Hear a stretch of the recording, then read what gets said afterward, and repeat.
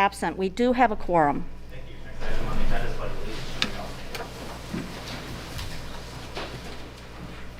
I pledge allegiance to the flag of the United States of America and to the republic for which it stands, one nation, under God, indivisible, with liberty and justice for all.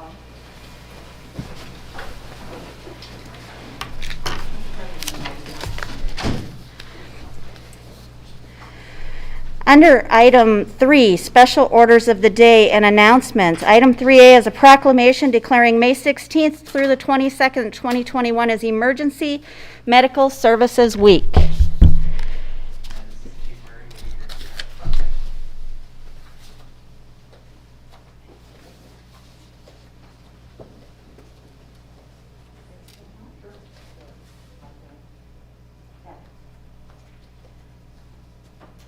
Are you able to hear me okay? Yes, ma'am.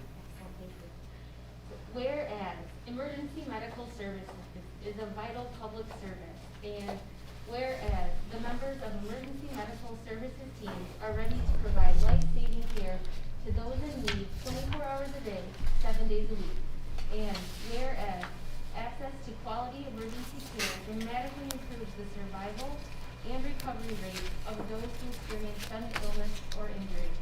And whereas emergency medical services has grown to fill a gap by providing important out-of-the-hospital care, including preventative medicine, follow-up care, and access to telemedicine. And whereas the emergency medical services system consists of first responders, emergency medical technicians, paramedics, emergency medical dispatchers, firefighters, police officers, educators, administrators, pre-hospital nurses, emergency physicians, trained members of the public, and other out-of-the-hospital medical care providers. And whereas the members of the emergency medical services team, whether career or volunteer, engage in thousands of hours of specialized training and continued education to enhance their life-saving skills.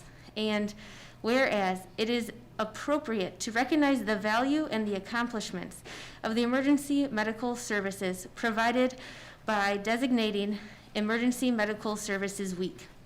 Now, therefore, the Council President of the Beloit City Council does hereby proclaim the week of May 16th through the 22nd, 2021 as Emergency Medical Services Week in the City of Beloit with the themes: Monday, May 17th, EMS Education Day; Tuesday, May 18th, Safety Tuesday; Wednesday, May 19th, EMS for Children Day; Thursday, May 20th, Save a Life Day, CPR and Stop the Bleed; Friday, May 21st, EMS Recognition Day.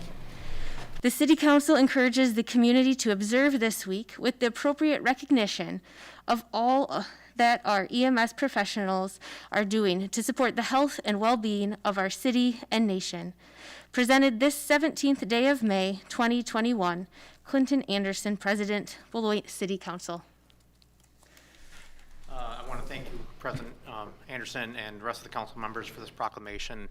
Our EMS personnel in the Beloit Fire Department are second to none, and this last year, as we all know, has been a lot more challenging than previous years with COVID and the pandemic and the different stipulations that were placed on personnel. So they've done an outstanding job. They've rose to the occasion and served the people well in this community. I also need to thank our medical director, Dr. Andrew Dean, and Jody Moyer from Beloit Health System, and the job that they do to train us and to keep us going and to provide us with everything that we need on a day-to-day basis. So thank you very much. Thank you. And item 3B is a proclamation recognizing May as Community Action Month.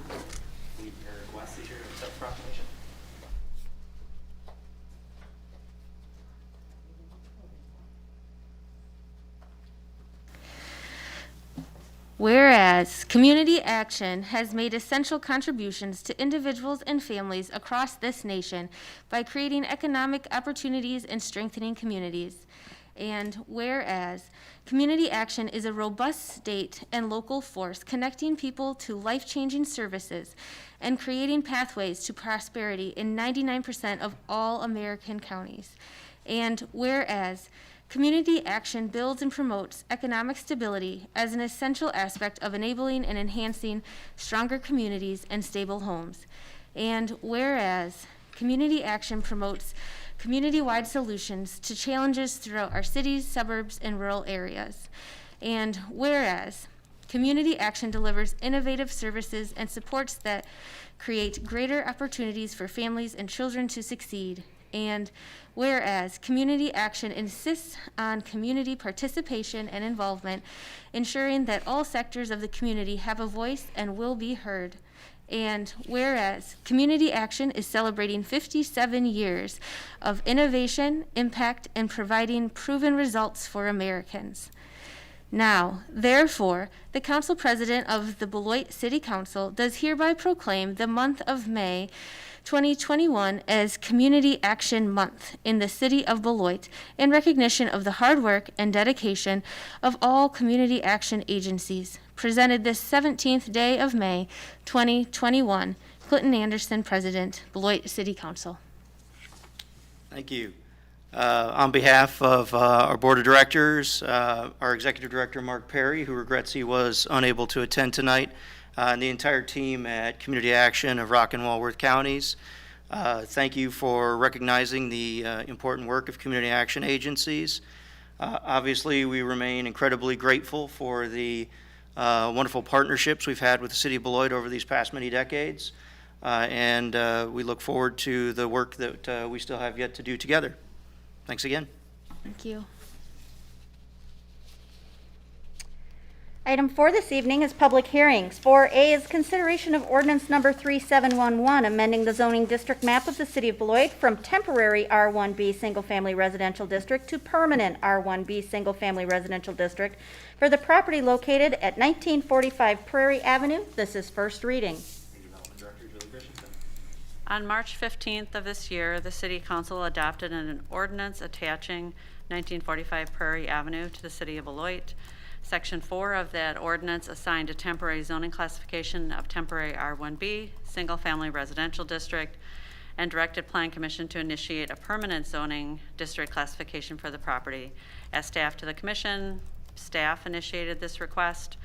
This property is privately owned, was attached in order to connect their existing single-family house with sewer. And Plan Commission reviewed this application at their last meeting on May 5th and voted unanimously to recommend approval of this zoning map amendment. At this time, the public hearing is now open. Would anyone wishing to speak in favor or against this item, please come forward at this time. Second call. Third and final call. Public hearing is now closed. Do I have a motion to lay this item over? Nancy Corback, I so move. Moved by Corback. Is there a second? Second. Second by Blakely. Any discussion? All those in favor say aye. Aye. Any opposed? Motion carries. Item 4B is consideration of ordinance number 3708 to amend sections 5.102 sub A sub 15, the table in 6.1-1 and 6.2.4 of the zoning ordinance chapter 19 of the Code of General Ordinances of the City of Beloit pertaining to transitional living uses. This is also first reading.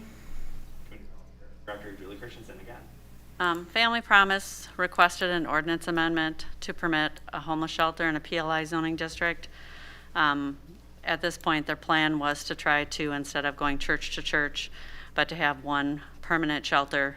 As we started to review the current zoning ordinance, we found that homeless or temporary shelter uses were not adequately defined, that they really, in the use table, they were shown as a group living category, and they really were more of a community service. So we really took a comprehensive look at the ordinance and created a new use called transitional living facilities, which was defined as a supportive temporary type of accommodation that is meant to bridge the gap from homelessness to permanent housing by offering structure, supervision, support, life skills, education, or training. This type of transitional living facility would include your homeless shelters, including Project 1649 and the Domestic Violence Center. So what staff was recommending was they be permitted by right in the PLI district, and then R3 and R4, which are multifamily districts, and then C2 and C3, which are 2 commercial districts, but prohibited in districts like R1A and B, which is your single-family residential, R2 is 2-family, C1 is office, your CBD districts, which are your central business district, and then the industrial districts. And then we also provided several standards that must be met to establish the use and operate a facility, and they are outlined on page 3 of the ordinance, and they include on-site staffing at all times, separation from other similar facilities, a management and operation plan, compliance with all other applicable regulations, as well as others. And the goal of that was to try to set up standards for those uses so that a fly-by-night operation couldn't come in and just take advantage of homeless people, that it would have to be a legitimate operation that could typically meet those kind of standards. We also reviewed this in light of changes to the conditional use law, which were made in 2017 by the state legislature, which curtails a local government body's authority to regulate zoning uses through the conditional use process. So any conditions that may be imposed on a conditional use permit must be based upon substantial evidence and not merely speculation. And substantial evidence is defined as facts and information other than merely personal preferences or speculation directly pertaining to the requirements and conditions an applicant must meet in order to obtain a conditional use permit, and that reasonable persons would accept in support of a conclusion.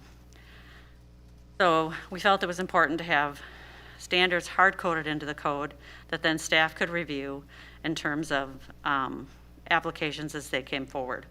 So section 1 of the ordinance clarifies that all community service uses are permitted by right in the PLI or public lands and institutions zoning district. It's typically your churches, your schools, those kind of institutional uses. Section 2 removes homeless shelters from the group living category of the use table. And then it adds transitional living facilities under the community service section. Section 4 outlines those standards and the definitions, and sets things like maximum occupancies and stuff like that. We received 4 letters of support from some of our nonprofits, including the school district, Family Promise itself, Family Services, and Tammy King Johnson. Actually, she expressed her letter as a resident of the community. At the Plan Commission meeting, there was a real extensive discussion, and the focus was on giving the public an opportunity to comment on transitional living facilities, giving the neighbors an opportunity to ask questions of the facility operators, and they felt like it was more appropriate that city council as elected officials approve the application than staff. And there was concerns about a number of things which are outlined in your staff report. And then the Plan Commission voted unanimously 6-0 to recommend approval of an ordinance with the following changes. Classify transitional living facilities as a conditional use in R3, R4, C2, C3, and PLI. Retain the definitions of transitional living facilities and leave the remaining sections of the ordinance as proposed by staff.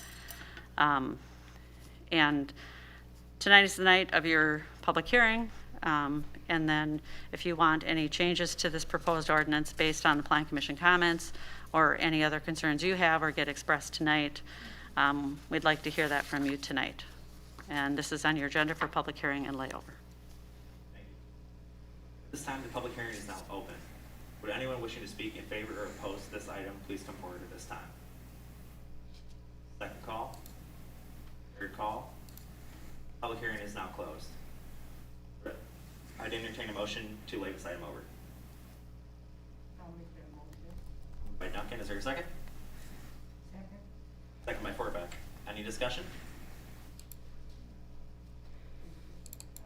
Yes. Okay, I just wanted to say that, first I want Yeah, to, my mic on? I think I'm on. Can you hear me? Can't hear me.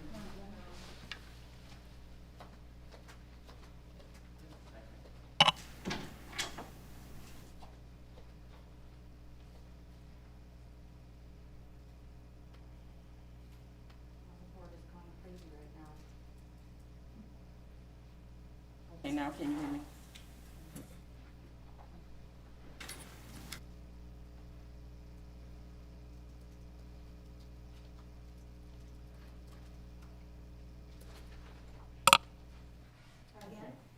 Is the light on? No. No, Now it's- it's on. We're good. I pressed the button. I'm on now. Okay.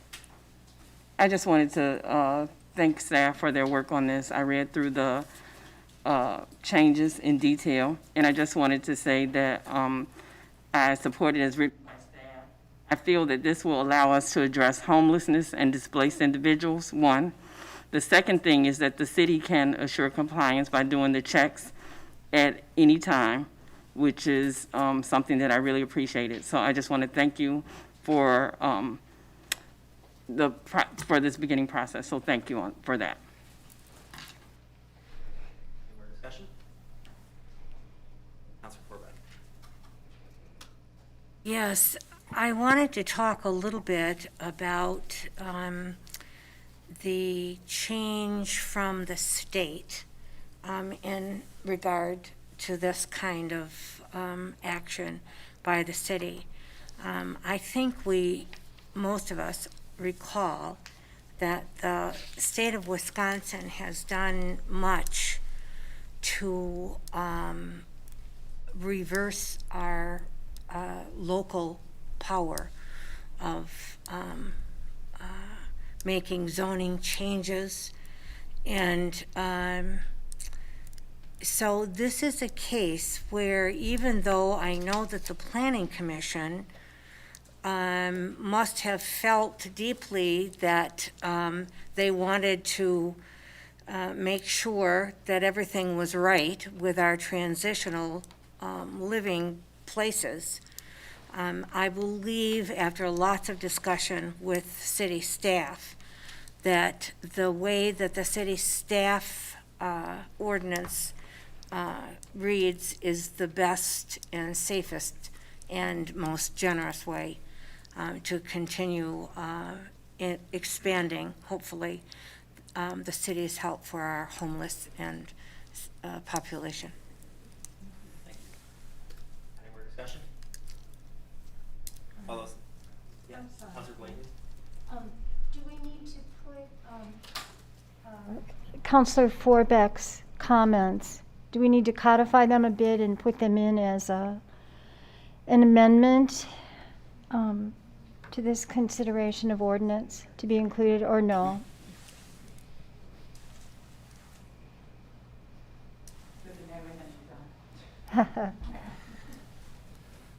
I didn't hear anything in particular from Counselor Forbeck that would require any amendment to the draft Okay. ordinance prepared by staff.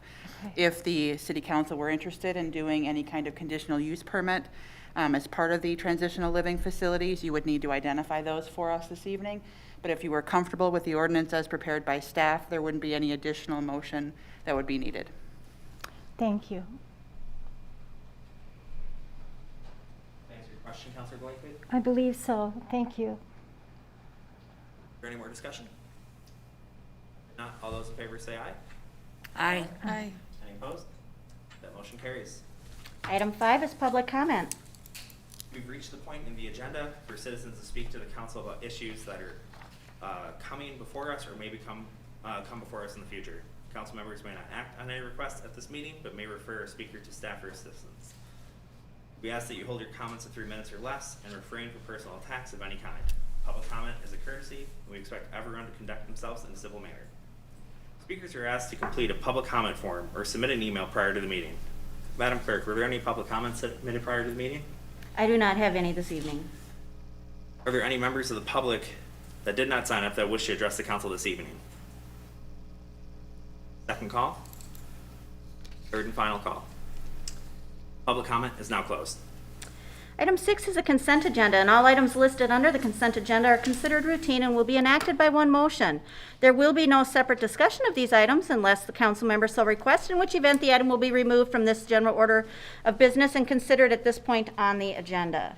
Would any council member like anything removed from the consent agenda? Yes, Councilor Forbeck. Yes, I'd like 6I removed. I has been removed from the consent agenda. Would anyone else like anything else removed from the consent agenda? If not, the consent agenda consists of items 6A through 6H. Do I have a motion? I so move. I'll second that. Blakely, second by Duncan. Any discussion? All those in favor say aye. Aye. Any opposed? The motion carries. Item 6I, please. Item 6I is consideration of Resolution 2021-71 approving design services contract for the Henry Avenue resurfacing project. Our DPW Director, Laura Williamson, will present. Good evening. You have before you a resolution that would authorize professional civil engineering design services for the design of Henry Avenue. Henry Avenue is approximately 1.2 miles that is consisting of about 0.08 miles of local jurisdiction and 0.04 miles under the Wisconsin Department of Transportation design standard. So it's a little bit more complex when we get involved with requirements required from the state of Wisconsin. After a qualifications-based selection process, we had 8 firms submit proposals for us based on criteria set forth in the proposal. Staff went through a selection process. They actually graded all of the proposals, and they've determined that R.H. Batterman was the most qualified to satisfy the needs of this particular project. With that, they independently started working on negotiating a fee, which is set forth before you. With that is a fee of $181,000 to perform those design services. That includes also civil engineering and land surveying services. They are going to be doing this under a very compressed, tight frame of 45 days to do the design work for the city so that we can go ahead and move forward with bidding the project as soon as possible. We are looking at the design to take till about the early part of July. We are then looking to advertise it twice in the month of July, and then hopeful to open this on July 22nd so that it would be before you for a final award of the contract with a general contractor by August 2nd. So it's a very tight time frame.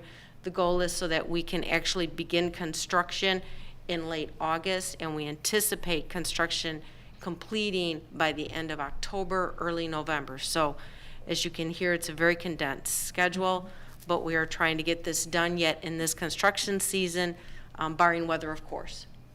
So with that, I'm happy to answer any other questions that you may have. Thank you. Before we do that, I'd like to get a motion on the floor. So is there a motion? I so move. Moved by Forbach, second by Duncan. Counselor Forbach, you had something that you'd like to say? The reason I wanted this away from the consent agenda is simply for, I think, all Beloiters will just be so happy that we are going to really take on a big project here that is in real need of getting done. I'm very enthused about this, so thank you. Any more discussion? If not, all those in favor say aye. Aye. Any opposed? The motion carries. Item 7 is licenses. 7A is consideration of Resolution 2021-64 approving renewals of alcohol beverage licenses for the license period July 1, 2021 through June 30th, 2022. You have before you this evening, since there are no new counselors this time, I won't go through the whole report, but I will explain to you that on an annual basis, all those who have liquor licenses, whether it be Class A, Class B, or Class C, must renew before June 30th. And we have a deadline of April 15th. And so everybody that had made that deadline, there are 74 of them that are Class A beer, Class A liquor, Class B beer, Class B liquor, and Class C wine, all before you this evening. And of course, then in June, I'll come back with the late ones. At this point, we have a total of 90 licenses in the city, and we have 89 applications received in our office. So this is before you this evening for the annual renewal, and if you approve, we will get them processed and inspections started. Great. Is there a motion to approve? I so move to approve. Moved by Blakely, is there a second?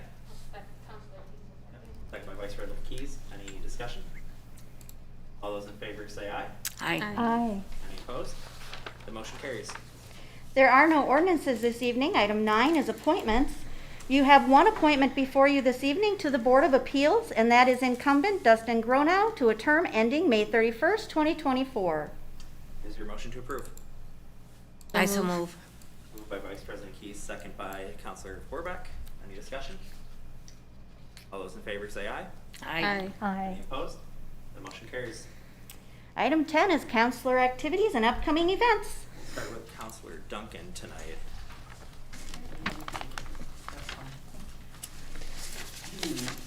First, I want to give my heartfelt condolences to the family of Kurt Reynolds. I appreciated serving with Kurt on the Appointment Review Committee, and I just want his family to know that he will truly be missed here in the city of Beloit.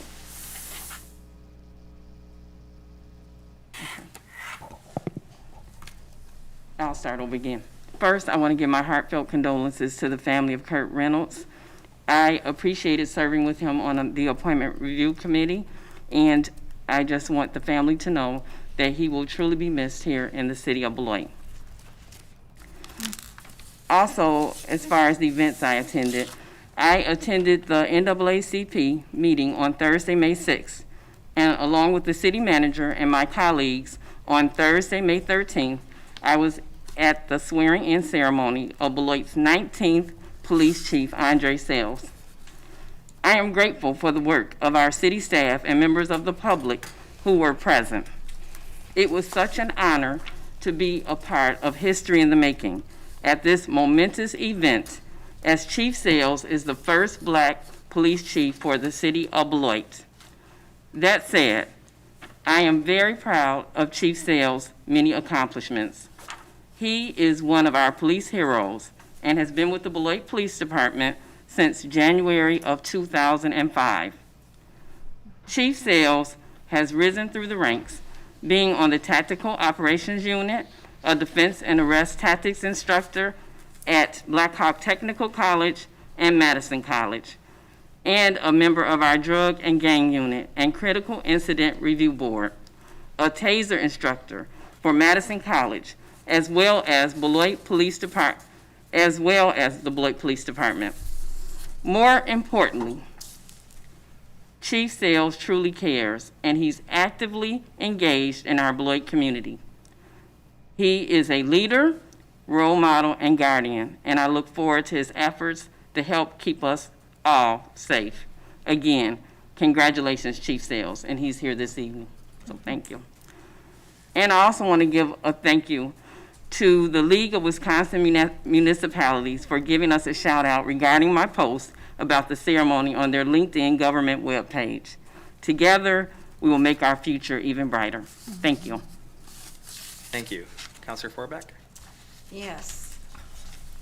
Well, I just want to say that I, of course, was also honored to be at our swearing-in, and it's really fun when you have a new police chief coming on and you're on the city council and you get an email from a good friend who lives in Minneapolis who knew of the chief when he was quite a lot younger and had just so many good things to say.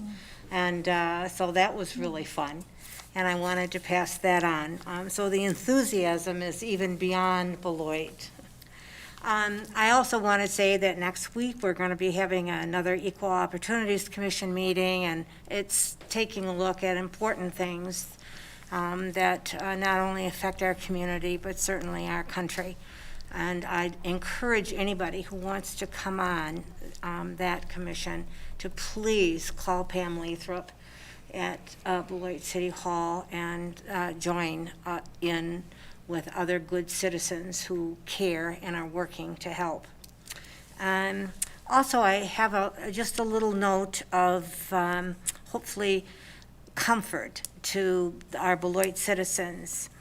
I have the honor of serving on the SLATS Commission, which is the group of people, there's really two groups, technical citizens and policymakers, who get together and decide long-range programs for transportation in our community. And as we all know, we live in a complicated place.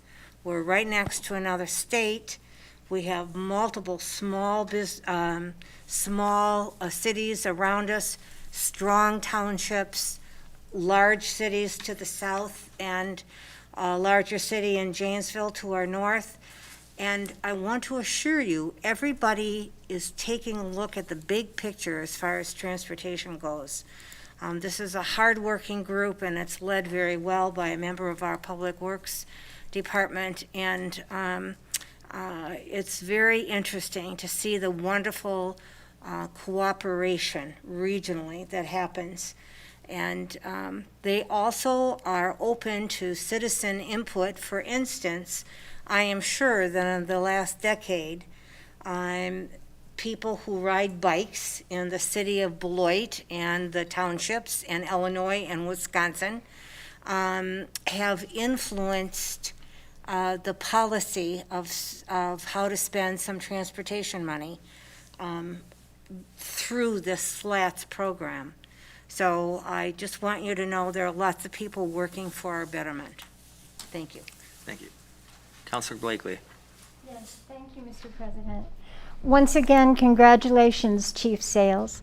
I was happy to be at your ceremony too, and it was such a nice atmosphere. It was the perfect combination of formality and friendliness. Quite appropriate. Congratulations. I want to remind everybody that Beloit Public Library has a free exhibit on in their lobby now until Memorial Day that was designed by a veteran, Susan Park, who's also a librarian, and it honors the men and women who've served in American conflicts since the Civil War all the way through Afghanistan. There's a lot of history there. It would be a great thing to take younger people to learn more about American history. It's very well presented, so it's not going to overwhelm them. It's not like the Encyclopedia Britannica back before we had Wikipedia. So it's kind of entertaining in a way, but definitely uplifting.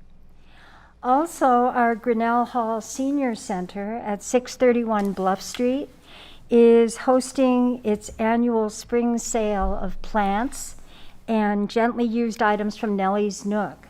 That takes place this upcoming weekend, Friday and Saturday, from 9 to 3 o'clock each day.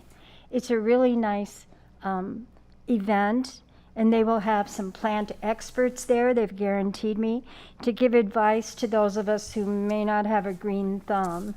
So it should be a fun event and something that you'd might want to stop by and see. Grinnell Hall has so many activities for members and non-members. So maybe while you're there looking over the plants or the items in Nellie's Nook, you could check into some of the activities going on, either for yourself, if you're age 50 or over, or somebody you know, a friend or a family member. Thank you. Thank you. Vice President Keys. Thank you, President Anderson. I too was able to attend the swearing in of Chief Sales and echo all my fellow counselors, and it was an honor to be there. It was a meaningful, heartfelt participation from your family, which was absolutely fantastic. And it was definitely a moment that I just felt very, very proud to be a resident of Beloit, and I look forward to continuing to work with you moving forward. I also was able to attend the Department of Public Works week event at the farmers market. It was a fun opportunity for little ones to go on the scavenger hunt, as well as see our Laura Williamson go up into a boom truck and experience the sorry. Demonstrating the yes safety all the way, but it was very fun and had despite the wind, a lot of children really enjoyed it. As far as the parks, recreation,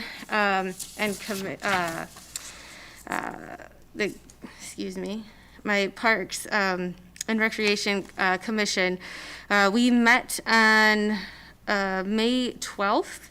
And there the commission was able to discuss some of the upcoming CIP projects and it's was nice to see. They highlighted how we're really investing in the properties and buildings and infrastructure that we have now to really keep everything operating at a really high level and provide the best and services for everybody. As far as the parks report, a couple exciting things. The splash pad will be open Memorial Day weekend. And the golf course is doing very well and very busy. One thing that you might have seen on the Facebook site from the city is that the Board and Learning Trail along Riverside Park has been painted and up and running, correct? And it's very exciting, as well as the upcoming expansion of additional board learning trails at other parks, and that the trail tails will also be on the move. So it's a very fun opportunity to family-friendly opportunity and event, the outdoors that I highly encourage. And as one last thing that I'd like to highlight is that with the programs and activities through for recreation through the city, and there was an article that I saw that this is a larger issue, is that there is a shortage of lifeguards. And as far as being able to fully operate and staff our pools and for offerings, I would encourage anyone who knows of young people interested in becoming lifeguards to look into the certification class through the YMCA. And the recertification is scheduled for May 22nd. So as far as an excellent opportunity for young people this summer. And that ends my report. Thank you. Thank you. And now to my report. I was also at the swearing in of our new police chief. I think I can echo everything everybody else said. We can continue to praise you though, Andre. We're really excited for you to join the ranks as the chief of the police.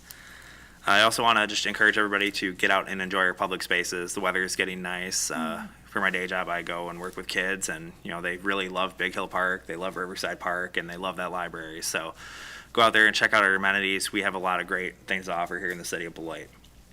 And the last thing I'll say is I last week got my second round of my COVID vaccine, and if you haven't gotten your COVID shot yet, please sign up. We're getting so close to the end of this, and obviously with the new CDC guidelines, it'd be really important for us to get our second shot so then you don't have to wear a mask anymore. So please go get your shot, sign up. It's really important for us all to do that. And that ends my report. Item 11 is the city manager's presentation. There is not one this evening. Item 12 is reports from boards and city officers. 12A is consideration of resolution 2021-63 approving the development agreement for Park Meadow North Plat number 4. Community Development Director Julie Christensen. On January 20th, 2021, Plan Commission approved the preliminary plat.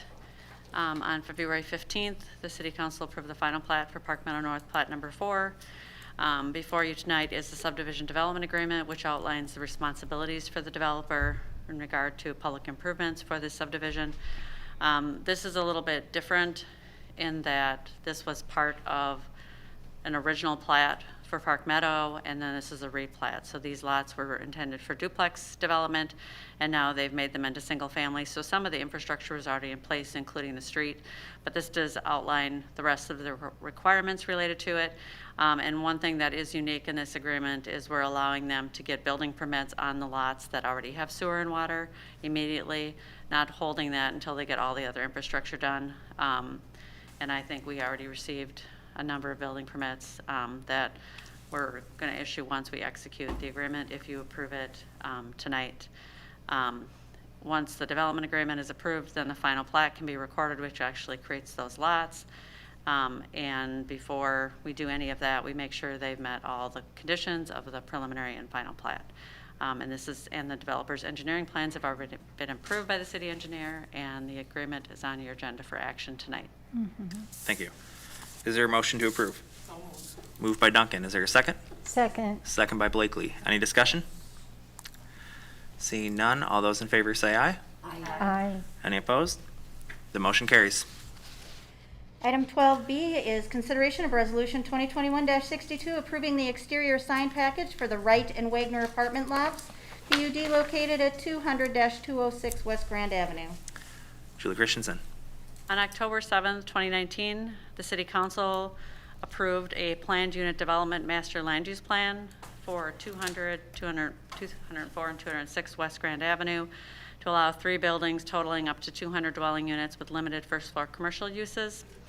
The sign ordinance actually indicates that if there is a PUD, the City Council has the right to establish the maximum height, size, and number of signs, assuming that a PUD might have some unique sign considerations.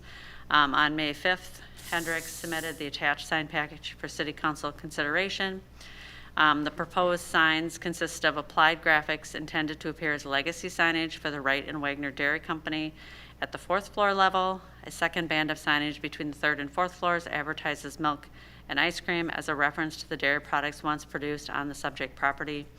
There was a site plan included in your packet which pointed out where those signs will be located.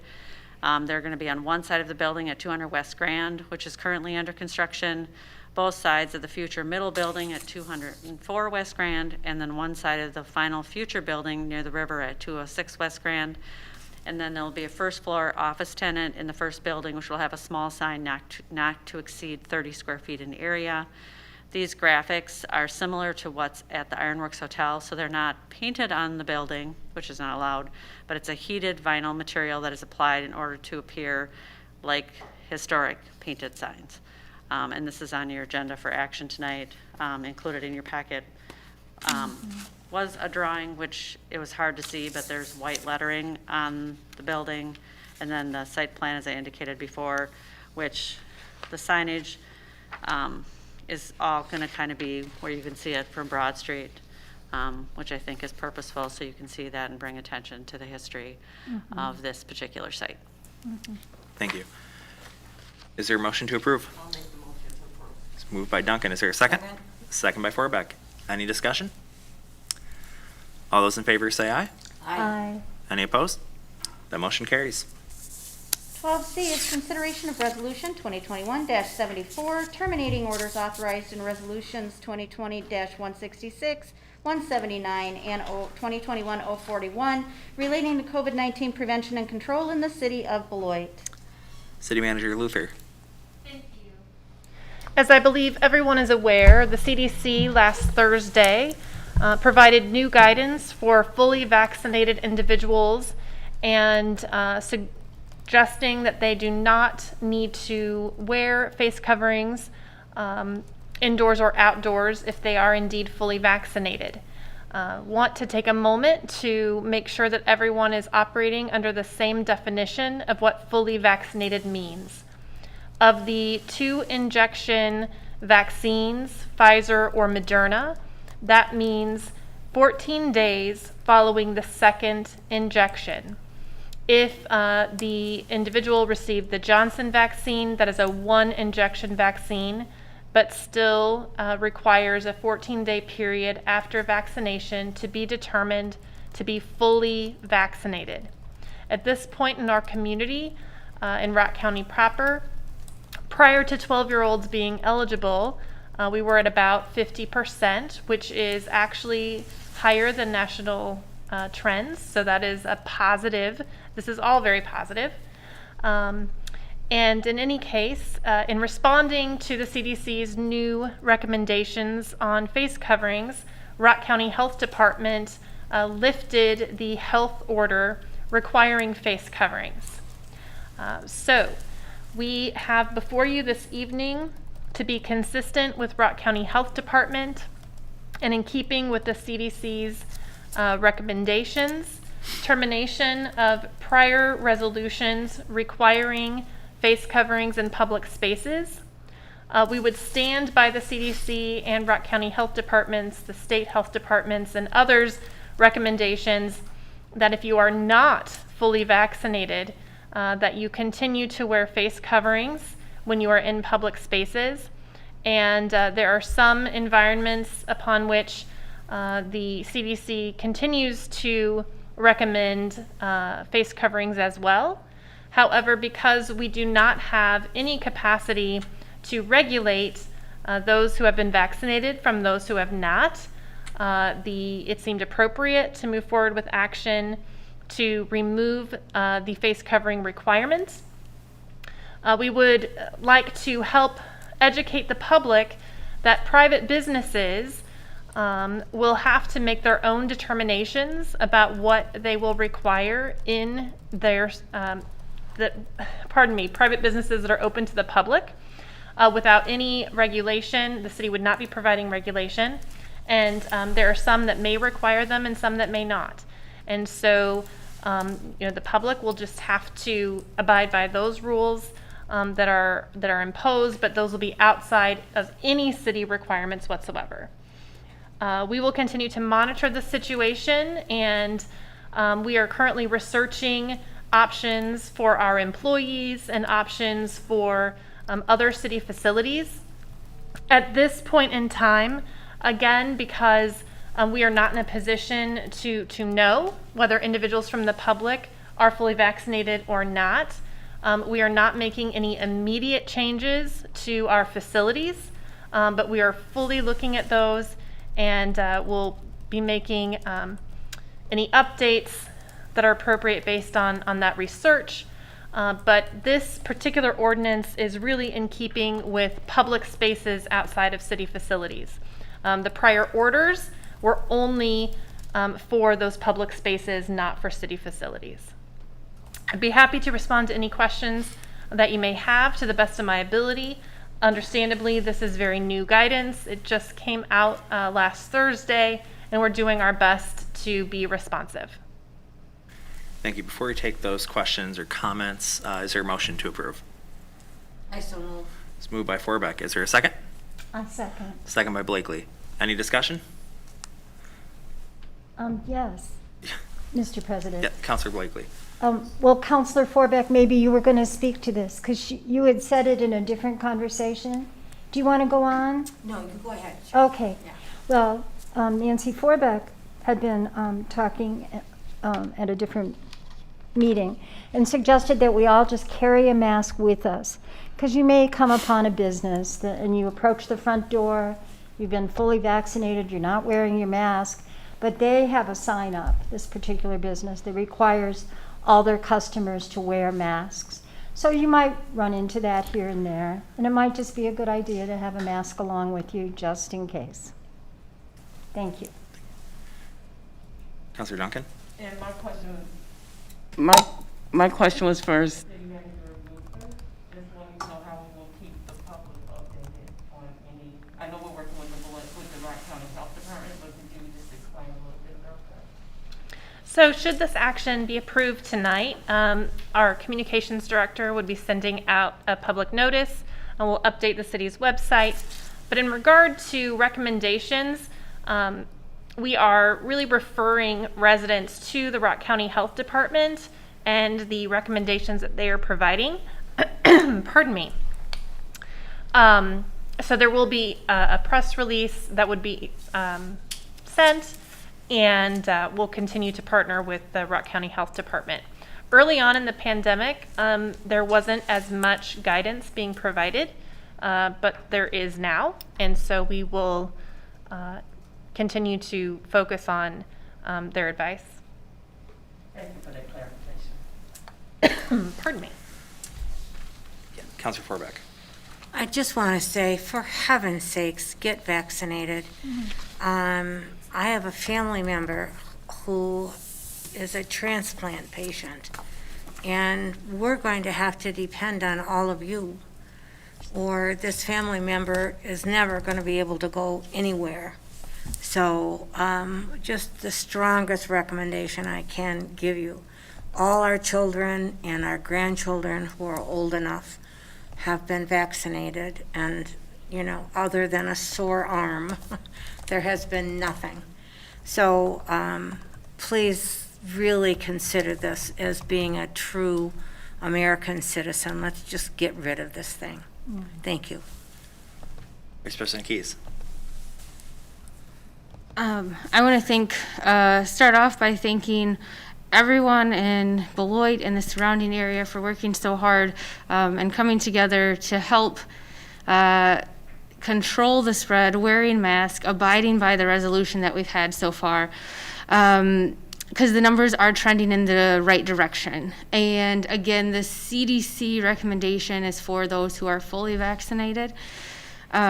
So those who are in public and choose not to receive the vaccine, it is still recommended to wear a mask. And I really encourage those who do make that decision to continue to wear a mask when you're inside and could potentially be by someone who's immunocompromised or has someone immunocompromised in their home that cannot receive the vaccine, or has individuals in their home that are young and not able to receive the vaccine, just to help keep everybody safe and help keep the numbers low where they are, keep the spread low, so we can continue to move in the right direction. We were a lot of talk about herd immunity, and it's not quite known what level this vaccination rates that this virus needs. And so to echo everyone, please strongly consider to receive the vaccine when it becomes available to you, so we can continue to move in the right direction with this. And also, just to highlight that on public transportation, CDC still recommends for us to wear masks, and at schools as well as in healthcare systems. So just to, as Councilor Blakely brought up, keep a mask handy and continue to work together as we contain this global pandemic. So thank you. Any more discussion? I'll just say one thing. A couple of things. First, I want to thank staff for quickly getting this done. I know this came as a shock to a lot of us. We didn't know this was coming, but you worked really fast to get this set up for us on our agenda today. We've been saying this from day one, that we trust science. We believe in CDC, and that's what we're doing. We're following the recommendation and their guidance. So we want everybody else to be good neighbors and get their vaccine so that they, after 14 days following their last injection, can choose to go without a mask if they so choose. So with that being said, any more discussion? All those in favor say aye. Aye. Aye. Any opposed? That motion carries. Last item is adjournment. Do we have a motion to adjourn? I so move. Moved by Vice President Keys, second by Forbeck. Any discussion? All those in favor say aye. Aye. Any opposed? We're now adjourned. Thank you, everybody. Thank you.